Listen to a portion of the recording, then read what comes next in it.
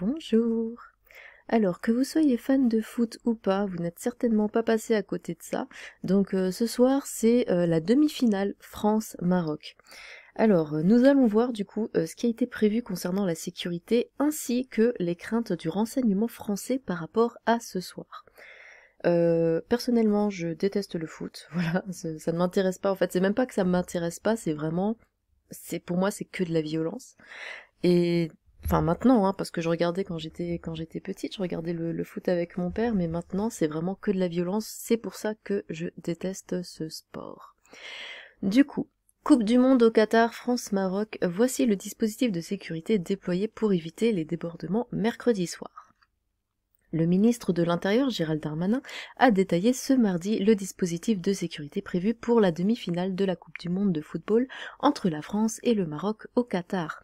Quelques 10 000 policiers et gendarmes seront mobilisés mercredi en France pour renforcer la sécurité en prévision de la demi-finale de la Coupe du Monde de football entre la France et le Maroc au Qatar, a annoncé mardi le ministre de l'Intérieur Gérald Darmanin, alors que des incidents sont redoutés à l'issue de la rencontre. Là, personnellement, moi ce soir je ne sors pas. Lors des questions d'actualité au gouvernement à l'Assemblée nationale, Gérald Darmanin a précisé que 5000 membres des forces de l'ordre seraient mobilisés en région parisienne et 5000 autres en dehors de l'Île-de-France. Les forces de l'ordre mobilisées en région parisienne seront particulièrement déployées dans le secteur des Champs-Élysées, a encore précisé le ministre. C'est la première menace. C'est 2 fois plus de policiers et de gendarmes pour encadrer ces manifestations de joie qui ne manqueront pas d'arriver spontanées, souvent familiales, dans un contexte, je rappelle, de menaces terroristes extrêmement importantes. C'est la première menace avant celle du désordre public, a déclaré Gérald Darmanin. À Paris, la circulation sur les Champs-Élysées sera maintenue, mais une grande partie des portes du périphérique seront sans doute dès 18h30 clôturées, a-t-il ajouté. Samedi, à l'issue des qualifications du Maroc et de la France pour la demi-finale, au moins 170 personnes ont été interpellées en France, dont 100 à Paris. Voilà, donc ça c'est ce qu'on vient de voir. Du coup, Info Europe 1, violence ultra-droite et corse, les craintes du renseignement français pour le match France-Maroc.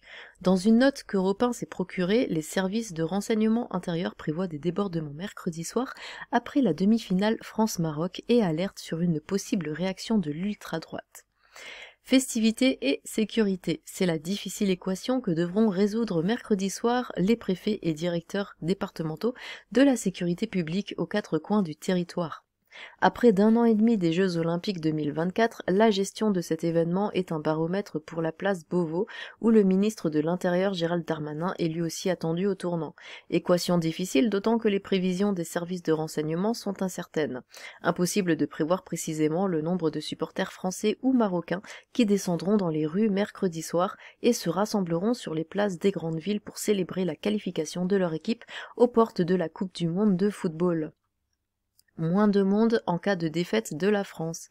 Dans une note datée de ce lundi, qu'Europe 1 a pu consulter, le renseignement intérieur se risque toutefois à dresser la physionomie de la soirée. Quel que soit le résultat, les supporters de l'équipe du Maroc descendront en nombre pour fêter la victoire ou le parcours historique de cette équipe. En ce qui concerne les supporters français, les démonstrations seront moindres en cas de défaite de l'équipe tricolore. Le parcours inédit du Maroc suscite une ferveur sans précédent, relèvent les rédacteurs de cette note.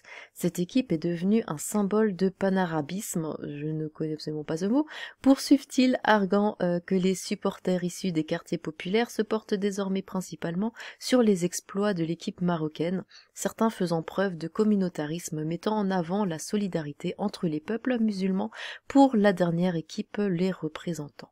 Ainsi, si le Maroc gagne, les débordements pourraient s'intensifier et s'étendre à d'autres secteurs à forte représentation algérienne ou tunisienne, notamment dans des quartiers sensibles qui n'ont pas été concernés lors du précédent match, prévoient les analystes, notamment les villes de Lyon, Toulouse, Strasbourg, Lille, Roubaix, Tourcoing, les grandes agglomérations de l'arc méditerranéen ou encore la grande couronne parisienne.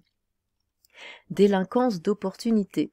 Si les membres de la communauté marocaine se sont rarement illustrés dans des épisodes de violence urbaine en marge de grandes compétitions de football, soulignent les services, certains fauteurs de troubles n'ont pas hésité lors des derniers matchs de leur équipe à occuper en masse la voie publique, à créer des cortèges de voitures ou encore à tirer au mortier d'artifice à proximité des foules et des familles. Ainsi, un enfant de 7 ans a été blessé à l'œil dans l'Ain après des débordements. Particularité de ces heurts, ils s'accompagnent désormais systématiquement d'une délinquance d'opportunité. Aux scènes de liesse viendront aussi se greffer des voleurs d'habitude qui sèmeront la pagaille en provoquant des violences urbaines. Si la majorité des personnes se rassembleront dans un esprit festif, les fauteurs de troubles sauront profiter de ces gros rassemblements pour provoquer du désordre, poursuit cette note. La réaction de l'ultra-droite inconnue. La présence de l'ultra-droite dans les rues pourrait ajouter de la pagaille. Oui, c'est eux le problème.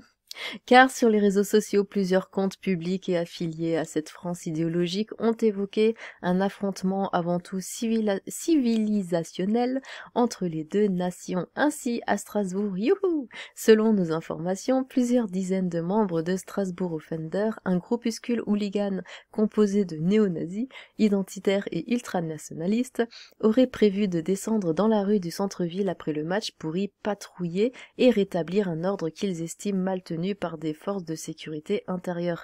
Il n'est pas exclu que des incidents éclatent, alerte une source sécuritaire. Bah du coup, je ne vois pas où est le mal, parce que si les policiers ne font pas leur travail, il faut bien que quelqu'un le fasse. Par ailleurs, en Corse, les policiers ont reçu un certain nombre de témoignages laissant penser que des jeunes insulaires avaient agressé à plusieurs reprises les supporters marocains descendus en nombre pour fêter la victoire de leur équipe. Comme le 10 décembre dernier, lorsqu'une dizaine de jeunes nationalistes blousons capuches ont donné des coups de pied dans des véhicules, cassant des rétroviseurs et scandant des propos xénophobes tels que « Arabie fourra, arabe dehors ».